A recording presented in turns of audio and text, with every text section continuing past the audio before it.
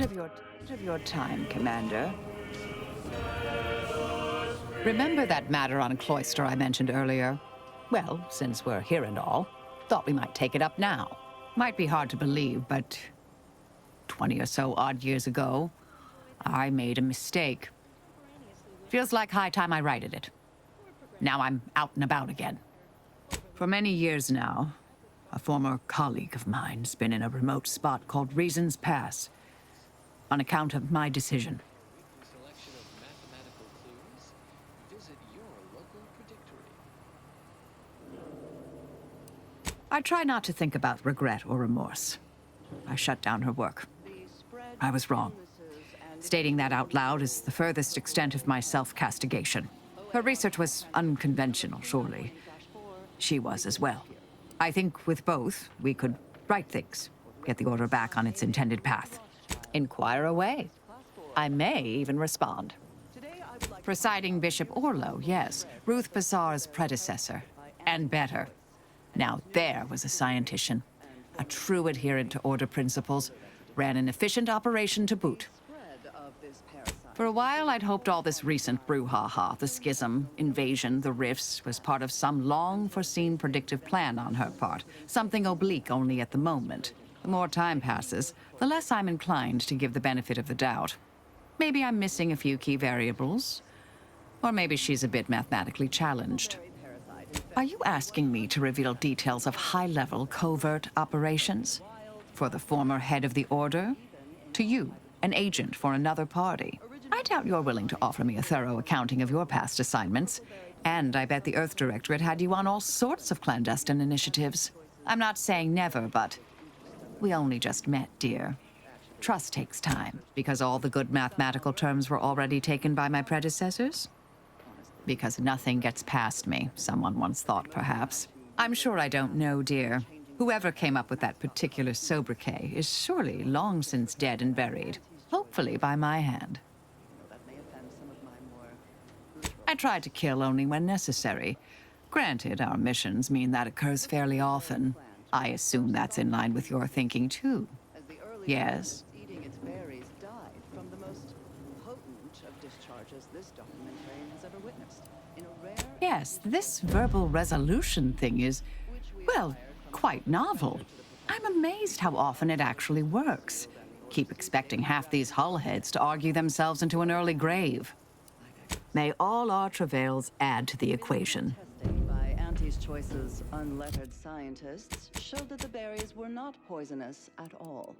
Instead, they were infected with a microscopic parasite, the purpleberry parasite, or PBP, as it is colloquially called in Auntie's Choice's records. More specifically, the PBP eggs are found in every berry of an infected plant, where these eggs have been subdermally injected by the second stage of the parasite. I am getting ahead of myself. Let's examine the PBP life cycle in detail.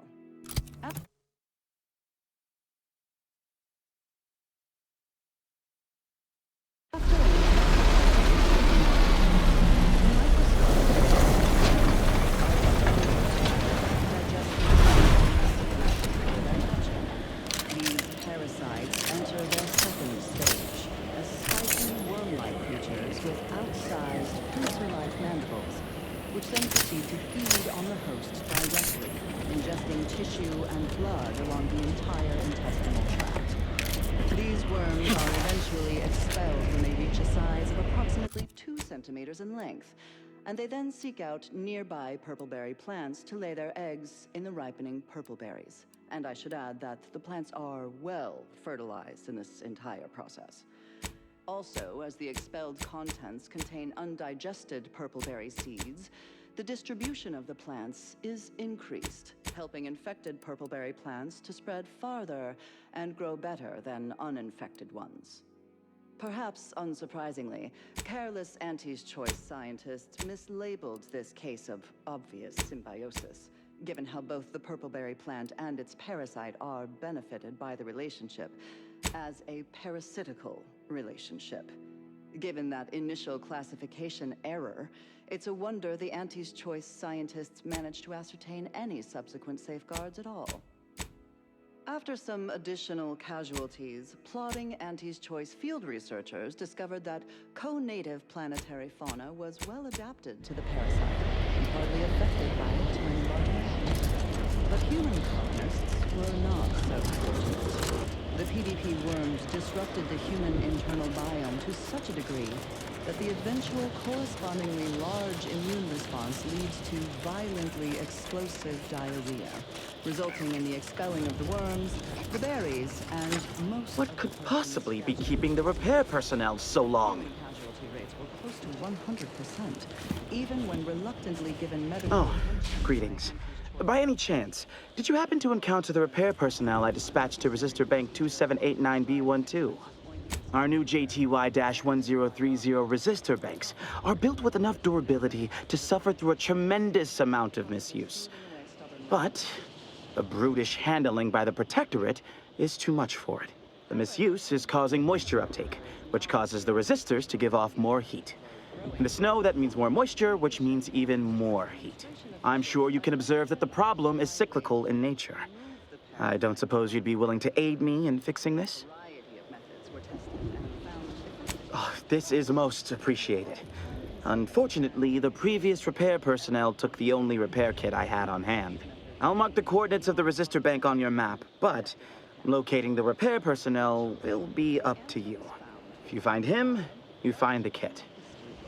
I hope. Otherwise, the repair will be most difficult. I'll guide you. My deputized repair... Most... was found that contained a reference to anisakid nematodes, or salmon worms, with an estimated 70 to 90% of all salmon being infected by these parasites. More importantly, the text contained the solution to eradicating these parasites. Freezing. The simple and obvious... This weather is quite conducive for cooling the archive, and unconducive for me feeling my fingers. showed the same procedure worked on PvP eggs, although without quite 100% effectiveness.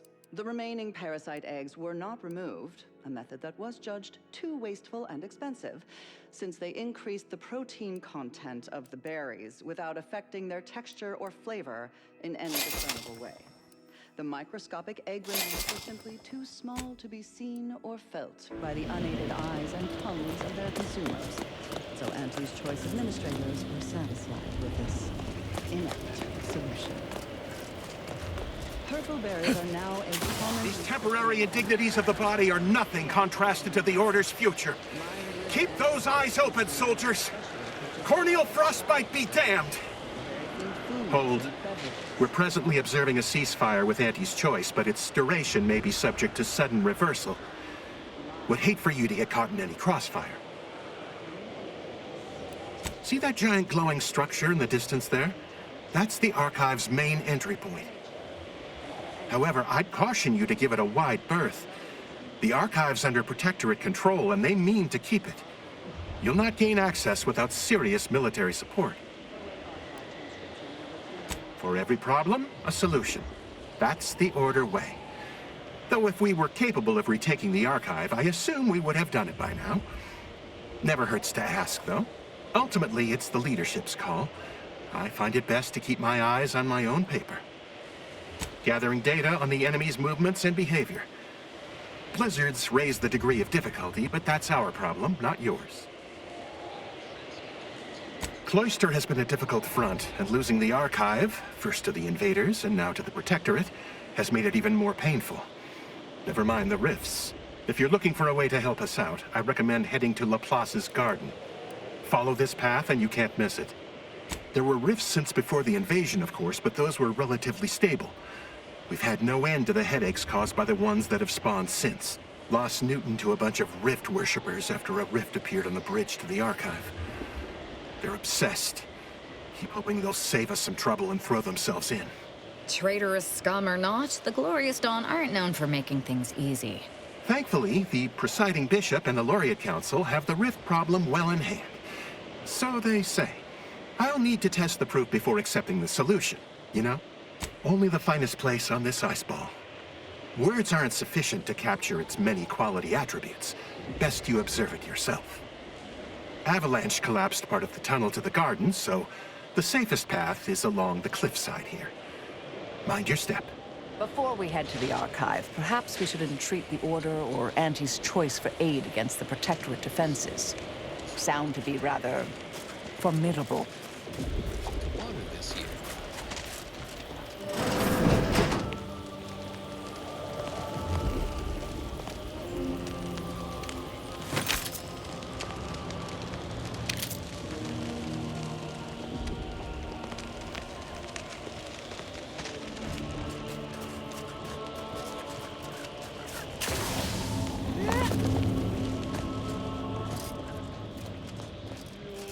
I find your proposed time frame leisurely.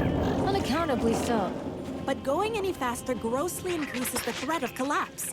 Burying us beneath the snow benefits no one. So long as we are operating within the statistical parameters given to us.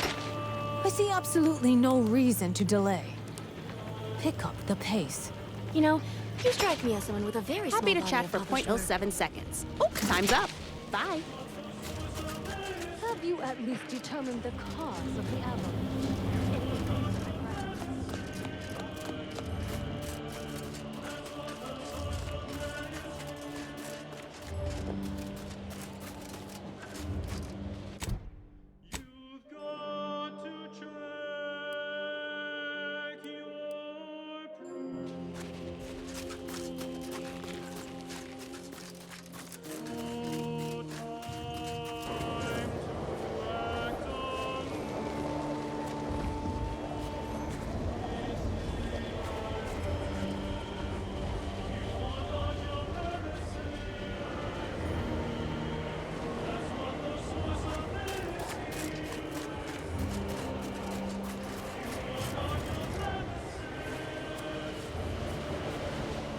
Oh, hello. Cogitate here often?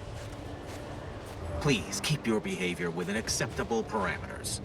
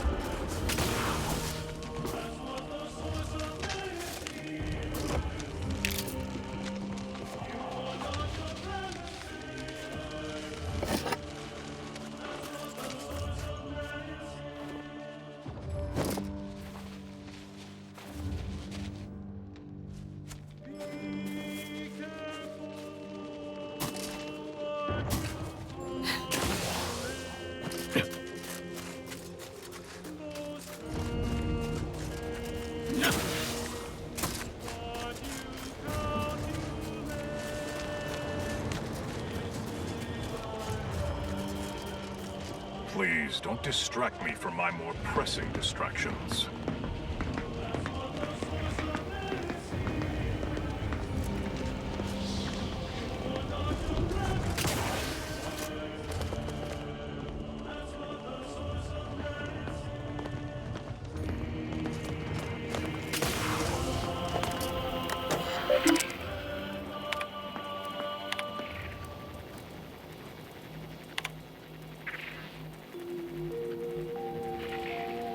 Broadcasting cognitive resonance across Arcadia, this is Grand Plan Wireless. Exactly at the predicted hour, it's another installment of Ask Vicar. Vicar makes eyesight. A listener asks, who was the charismatic mathematician, and why do we call him thus? Truly an inquiry for the ages. We know what he was. The progenitor of the order. The man responsible for elevating it from academic advisory board to a humanity-saving belief system. The answer to who he was is more elusive. No one knows his true name, which is lost in the annals of history. The sobriquet of Heard that rift near the archive has destabilized. Must be a sign. The Protectorate's latest action clearly runs counter students in tears. to the plan. Mark my supposition. It's only a matter of time until we're called upon to take back the archive. Respect the process.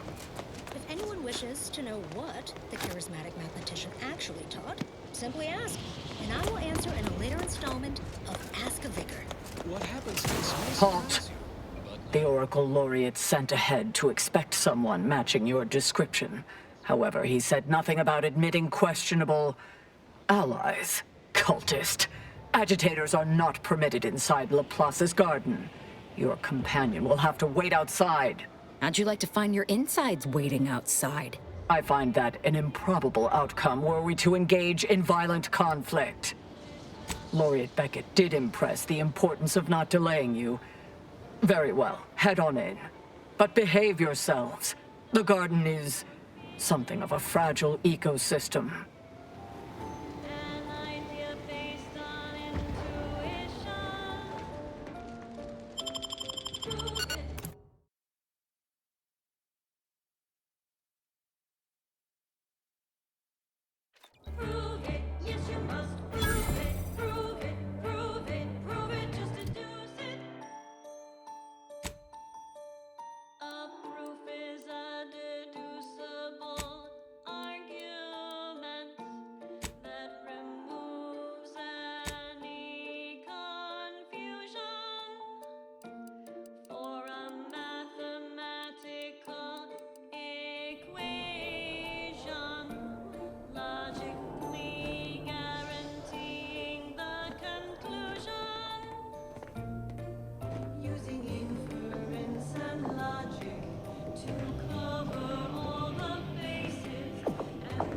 Agent, I have a message for you.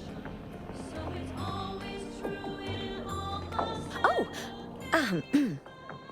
I was not expecting you to be in the company of a cultist. A cultist and her extremely sharp knife. Shall I introduce you? No, that won't be necessary. Where was I? Oh, yes, I remember now. On behalf of the Order of the Ascendant, and her impermeable wisdom, the presiding bishop Ruth Bassar, welcome to Laplace's garden. The presiding bishop is presently indisposed, but I've been instructed to direct you to the Artificer Laureate for whatever pressing matter has brought you to the garden. She's working in Belvedere Hall's secondary courtyard. Enter the large building at the top of the mesa ahead and follow the first hall on your right.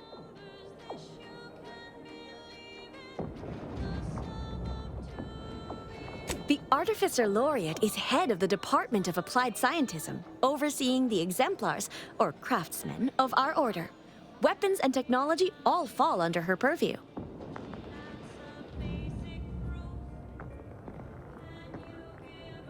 Oh, yes. The vicar did ask me to direct you to him. How positively forgetful of me. He should be waiting for you in Belvedere Hall's main courtyard at the top of the stairs. Oh, no, not at all. The presiding bishop routinely spends time in a sensory deprivation chamber to hone her mental faculties. Of course, she does seem to be logging more hours in the chamber of late, but I'm certain that's all part of the plan. The rest of the Laureate Council is capable of managing affairs while the presiding bishop is occupied. Really, it's no reason for concern. Nothing in the garden is. Look around you. I don't see a battlefield. Do you? You're right. My response was too ambiguous. Allow me to be more direct. Those in the garden have enough perspective to remain present and to focus on what matters: science and progress.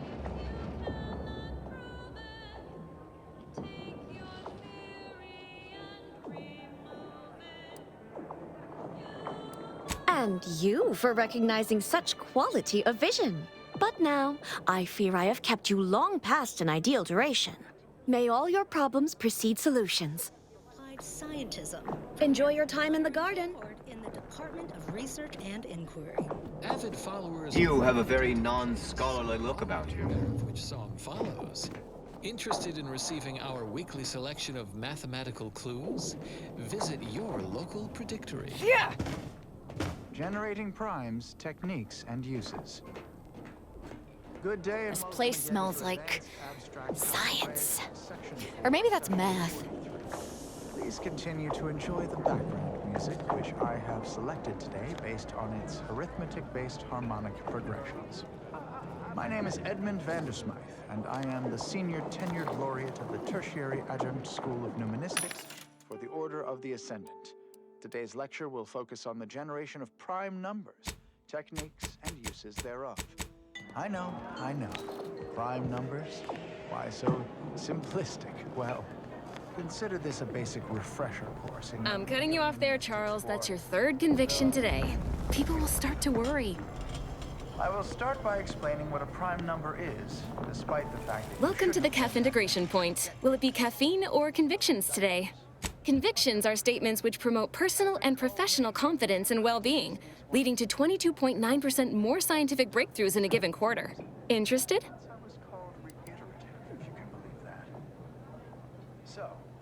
Let's start with one and see how it takes. Before I can administer your conviction, I need to ask you a question. In what area of your life do you feel you need the most improvement? Personal or professional? But if you had to prioritize one area over the other, expand on that for me.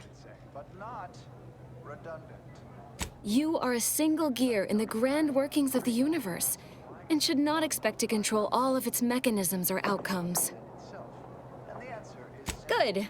Never forget that you are a valuable factor in the universal equation and necessary to advancing the plan.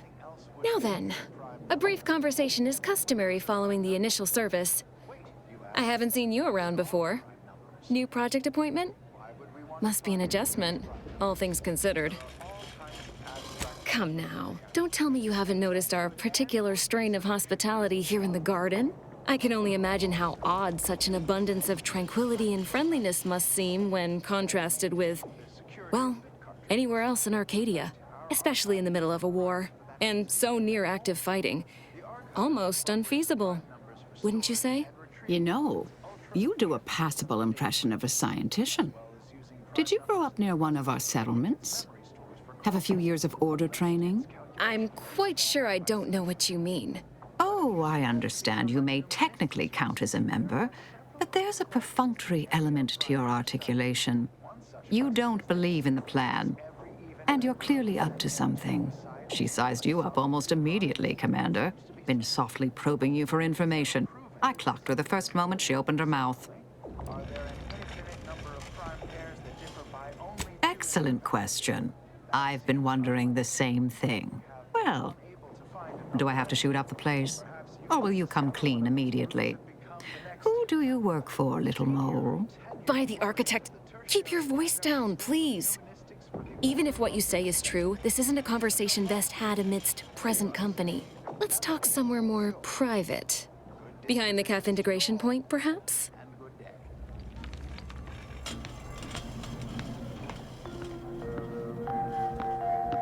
You have tuned your receiver to Grand Plan Wireless. Before we amplify. Make your desired outcome be a probabilistic certainty with pinnacle vegetable expulsions. You enjoyed our casts. You must be curious why I asked for such a discreet rendezvous. Dear me. I hope you weren't expecting some illicit tryst. You wicked thing. On the contrary, I need your help proving a certain theory of mine. I have adequate reason to believe the Order is conducting a mass experiment on the population of Laplace's garden. The Order is not cultivating its perfect, plan-abiding society through careful ideological pruning, as the laureates would have you believe. It's simple pharmacology. Put bluntly, they're regulating the emotions of everyone in Laplace's garden through drugs in the water supply. Why would the Order want to create a society of undistractable little academics whose only desire is to advance the plan? I wonder.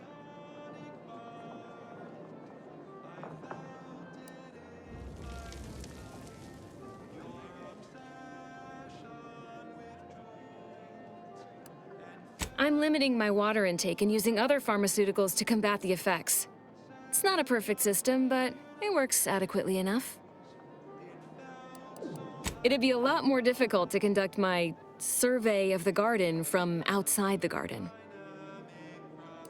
It makes the mind quieter, like closing the door on a screaming crowd. It's not unpleasant. quiet your volume, please? No one here is in any immediate peril. Probably. The Order claims the subjects here supposedly consented to participate, but it was begun prior to the schism with the Protectorate, so who's to say? Regardless, if the Order has made some kind of pharmaceutical breakthrough, imagine how useful it might be to certain parties to know about it in advance. Took you long enough to ask. I represent a group of information traders who would pay well to get their hands on a sample of this drug. Interested? So you've heard of us. Good. That makes this easier. My primary task has been to watch the Order. But I'm confident my superiors would agree. Physical proof is of far greater value than mere rumor. Nothing nefarious, if that's the needle in your conscience. We only mean to study the drug and consider all of its many applications. I know that must read as terribly vague to you, but I'm not at liberty to provide more detail than that. All you need to do is enter water reconditioning and collect a sample of the drug. I believe they call it perspective. This passcode will give you access to the main terminal. Watch the facility. If worst comes to worst, I wager Lord has a keycard on him, but that might be tricky to lift. Lately, he's been sitting near the fountains, performing his silly little breathing exercises. If he's not there, then he's likely in conference with the presiding bishop. Whatever you do, be discreet. I can't have any laureates asking questions about me. Understood? Outside of work, I have, let's call it an alternative inventory. You'll have to pay, of course, but I'm sure I have something that'll make your job a little easier. And I'd like to offload some of this merchandise. Sounds like a win-win.